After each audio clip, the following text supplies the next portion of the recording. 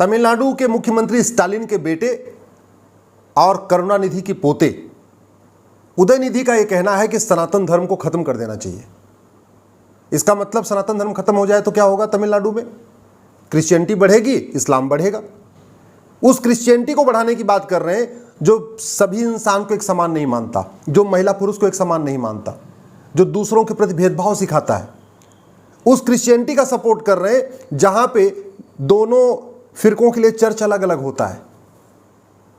तमिलनाडु में अगर सनातन धर्म खत्म हो जाएगा तो इसका मतलब इस्लाम बढ़ेगा, और इस्लाम बढ़ने का मतलब जहां सिया सुन्नी की मस्जिद अलग अलग होती है, सिया सुन्नी का कब्रिस्तान अलग अलग होता है, जहां इस्लाम में सबको एक समान नहीं माना जाता, महिला पुरुष को एक समान नहीं माना जाता, उसको बढ़ाने की बात कर रहे हैं और सनातन धर्म को खत्म करने की बात कर रहे हैं।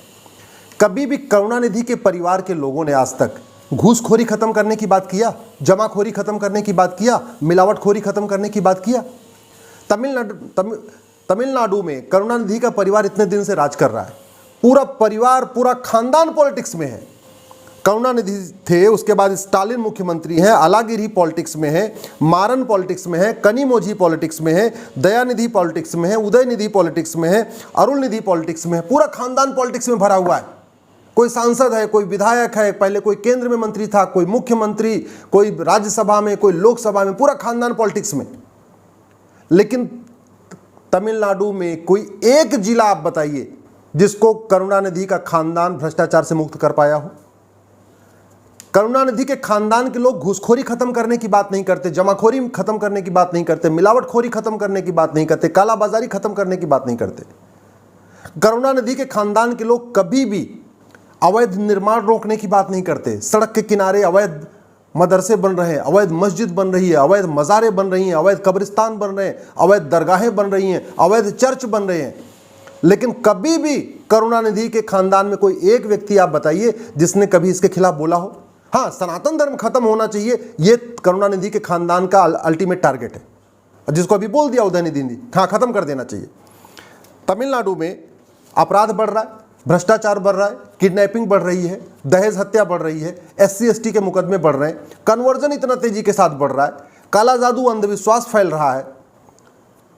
तमिलनाडु के हर जिले में बहुत तेजी के साथ क्रिश्चियनिटी फैल रही है।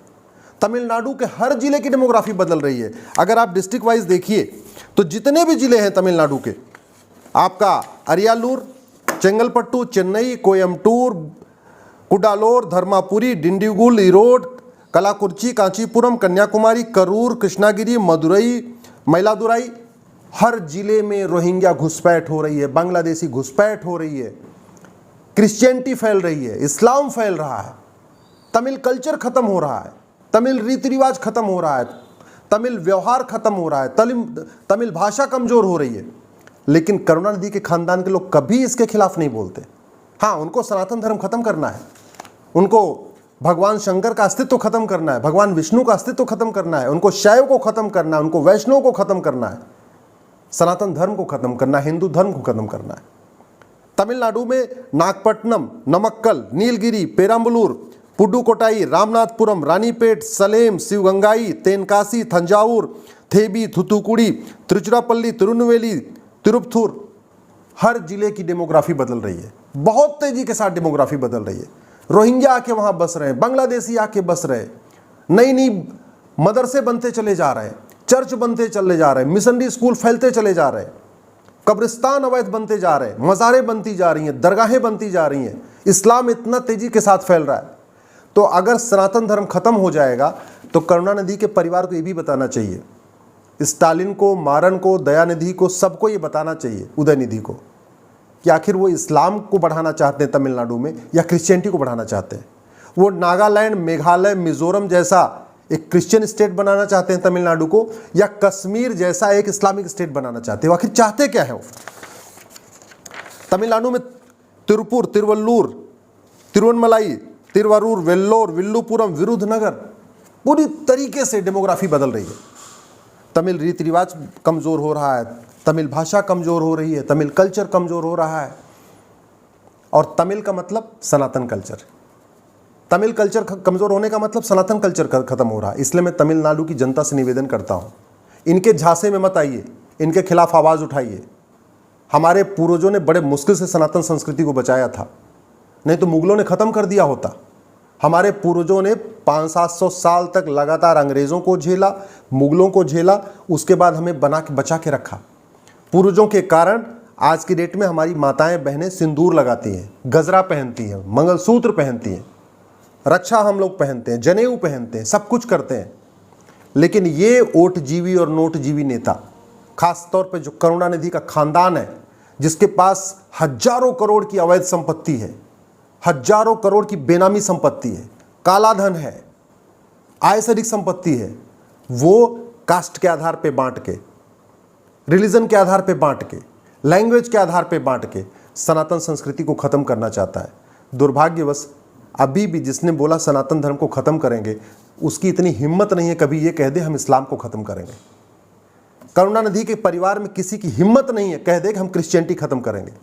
करुणानिधि के परिवार में किसी की इतनी हिम्मत नहीं है कि वो कह दे कि हम इस्लाम खत्म करेंगे, क्रिश्चियनिटी खत्म करेंगे या दूसरे धर्मों को खत्म करेंगे। सनातन धर्म को खत्म करने के लिए वो धमकी दे रहे हैं। इसलिए मैं सरकार से भी निवेदन करता हूँ, तत्काल कानूनों को बदलिए। जो इस तरीके से सनातन धर्म को ख़त्म करने की बात करे, उसके खिलाफ कठोर कानून बनाइए।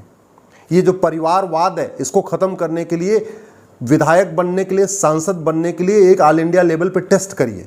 आखिर टीचर के लिए सीटेट हो सकता है ऑल इंडिया लेवल पे, कलेक्टर बनने के लिए आईएएस का एग्ज़ाम हो सकता है, तो सांसद विधायक बनने के लिए ऑल इंडिया लेवल पे एग्ज़ाम क्यों नहीं होना चाहिए?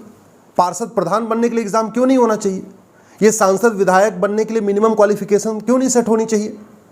अनपढ़, अनाड़ी, गंवार, कुछ नहीं आता जाता, जिनको न संविधान पता, न कानून पता, न ABCD पता, वो सांसद विधायक बन रहे। क्यों बन रहे? क्योंकि परिवार के लोग पहले सांसद विधायक थे, उसका फायदा उठा रहे। आप उदाहरण देख लीजिए, करुणानिधि के परिवार में कितने लोग हो गए हैं सांसद विधायक? बेटी, बेटे, दामाद, नाती, पोते, सब पॉलिटिक्स में भर गए, सब लोग पैसा कमा रहे। इसलिए अब समय आ गया है, जैसे क्लर्क और कलेक्टर बनने के लिए एग्ज़ाम होता है, कांस्टेबल बनने के लिए एग्ज़ाम होता है, वैसे ही आप सांसद विधायक बनने के लिए एक एग्ज़ाम कंडक्ट किया जाए। जो पास कर पाए वही खड़ा हो पाए। सांसद विधायक बनने के लिए मिनिमम क्वालिफिकेशन सेट किया जाए, मैक्सिमम एज लिमिट सेट किया जाए, सांसदों विधायकों की अकाउंटेबिलिटी तय किया जाए, सांसदों विधायकों की ड्यूटी तय किया जाए कि हर सत्र में इनके लिए सवाल पूछना अनिवार्य किया जाए, सजेशन देना अनिवार्य किया जाए, इनके लिए प्राइवेट मेंबर बिल पेश करना अनिवार्य किया जाए। डीएमके जैसे परिवारवादी पार्टियों को खत्म करने के लिए भ्रष्टाचार को खत्म करना पड़ेगा। भ्रष्टाचार को खत्म करने के लिए 100 रुपए से बड़ा नोट बंद करना पड़ेगा, 5000 रुपए से महंगे सामान का कैश लेन देन बंद करना पड़ेगा, 50,000 रुपए से महंगी प्रॉपर्टी को आधार से लिंक करना पड़ेगा, तब इनकी बेनामी प्रॉपर्टी पकड़ में आएगी। ये जितने, चाहे वो डीएमके हो, चाहे AIDMK हो, चाहे वो TDP हो, चाहे वो PDP हो, जितनी भी पॉलिटिकल पार्टियां, सब ने हजारों करोड़ की प्रॉपर्टी जमा कर रखी है। अपने नाम पे कम किया हुआ है, अपने ड्राइवर के नाम पे, खाना बनाने वाले के नाम पे, अपने सिक्योरिटी गार्ड के नाम पे, अपने नौकर के नाम पे ज़्यादा इन्होंने प्रॉपर्टी बनाई है। इसलिए प्रॉपर्टी को आधार से लिंक करना ज़रूरी है। सारे टैक्स खत्म करना पड़ेगा। ये TDS, GST, FST जितना चल रहा है सबको ख़त्म करके केवल 1 nation 1 tax, banking transaction tax, ये जितना कैश लेन देन जितना बंद हो जाएगा, जितना ज़्यादा डिजिटल लेन देन शुरू होगा, उतना ही ज़्यादा ही करप्शन खत्म होगा। करप्शन खत्म होगा तो DMK भी खत्म होगी, AIDMK भी खत्म होगी, TDP भी खत्म होगी, मुफ्ती वाली पार्टी भी खत्म होगी, करुणानिधि की पार्टी भी खत्म हो गई, अब्दुल्ला की पार्टी भी खत्म होगी, सोरेन की पार्टी भी खत्म होगी, अखिलेश की पार्टी भी खत्म होगी। जितनी भी परिवारवादी पार्टियां, इनका इलाज यही है, जितना ज़्यादा करप्शन कम होता जाएगा उतना ही परिवारवाद खत्म होता जाएगा। इसी तरीके से इनकी परिवारवादी पार्टियों के ऊपर चंगुल करने के लिए भ्रष्टाचारियों की 100% प्रॉपर्टी जब्त करने और इनको आजीवन कारावास देने के लिए कानून बनाना पड़ेगा। परिवारवादी पार्टियों की कमर तोड़ने के लिए हर जिले में एक स्पेशल एंटी करप्शन कोर्ट बनाना पड़ेगा और जितना करप्शन का मैटर है वो 1 साल के अंदर डिसाइड करना पड़ेगा। मायावती का मैटर कितने दिन से चल रहा, अभी डिसाइड ही नहीं हुआ। सुखराम का मैटर डिसाइड नहीं हुआ, उसके पहले सुखराम चले गए। नरसिम्हा राव का मैटर डिसाइड नहीं हुआ, नरसिम्हा राव चले गए। शिबू सोरेन का मैटर डिसाइड नहीं हुआ, उसके पहले शिबू सोरेन चले गए। इसलिए जुडिशियल रिफॉर्म जरूरी है, पुलिस रिफॉर्म जरूरी है, इलेक्शन रिफॉर्म जरूरी है, एक सिटीजनशिप कोड बनाना पड़ेगा और 1 नेशन 1 बैंक, 1 नेशन 1 टैक्स लागू करना पड़ेगा।